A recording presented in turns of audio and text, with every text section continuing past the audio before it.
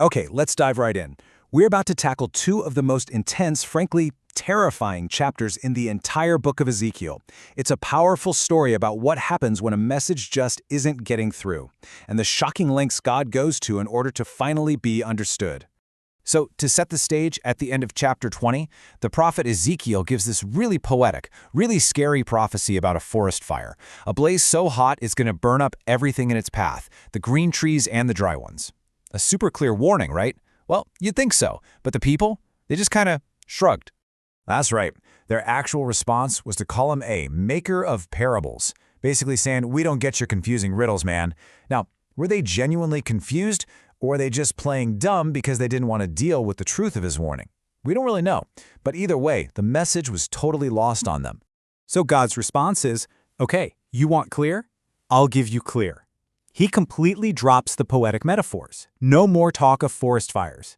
Instead, he gives Ezekiel an image that is brutally, terrifyingly simple and literal, a sword of judgment.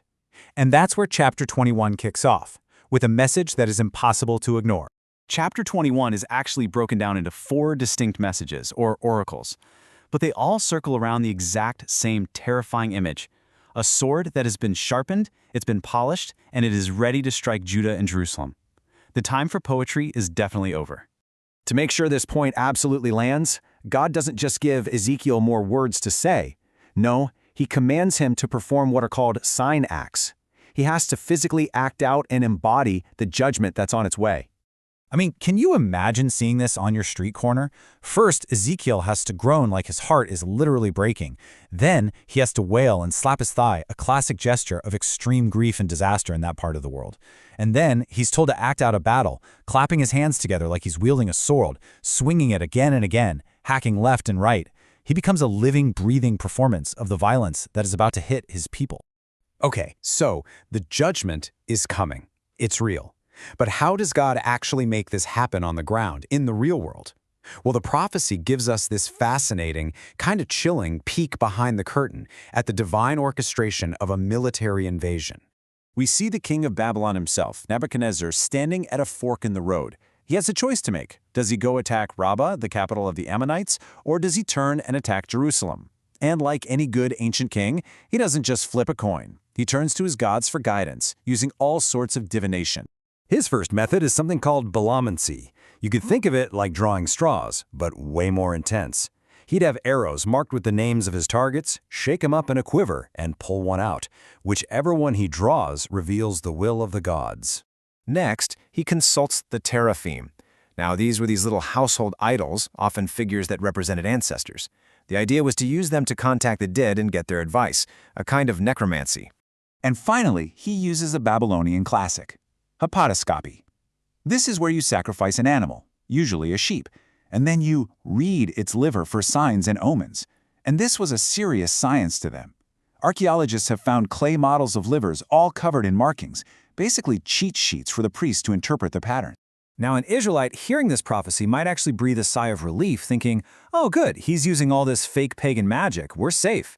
But that is the absolute chilling twist of this prophecy. God says he is hijacking the entire process. He is the one making sure every arrow drawn, every message from an idol, every blotch on that liver points Nebuchadnezzar in one direction, straight toward Jerusalem. So if chapter 21 tells us what is about to happen, this unstoppable sword of judgment, then chapter 22 answers the really critical question, why? This chapter is basically a legal indictment laying out the full case against the city of Jerusalem. And the list of charges is just staggering. It paints a picture of a society that is absolutely rotting from the top down. You got leaders shedding innocent blood just to get rich. The most vulnerable people, foreigners, widows, orphans, are being systematically exploited. The priests are ignoring holy laws, profaning the Sabbath. And on top of it all, you have a total collapse of morality and widespread idol worship. It is a complete and total systemic failure. To really hammer home just how bad things are, Ezekiel takes a common metaphor used by prophets, the refiner's fire, and he gives it this awful, terrifying twist. See, this is what makes it so brilliant and so horrifying. Usually, when a prophet talks about a refiner's furnace, the message is about purification. It's God's going to put you through the fire to burn away all the bad stuff and leave behind pure, precious silver. But that is not what Ezekiel is saying. He says God is gathering you into the furnace because you are the impurity. You are the dross, the worthless junk that bubbles to the surface and gets scraped off and thrown in the trash. Wow. I mean, this is incredibly dark. The message here isn't, hang in there, this trial will make you better. The message is, this is happening to get rid of you. There is no happy ending on the other side of this fire. It is a sentence of complete and total rejection. So just how total is this rejection? To make his final point, the chapter ends with God himself conducting one last search, looking for any possible reason to spare the city. And the result of that search is just jaw-dropping.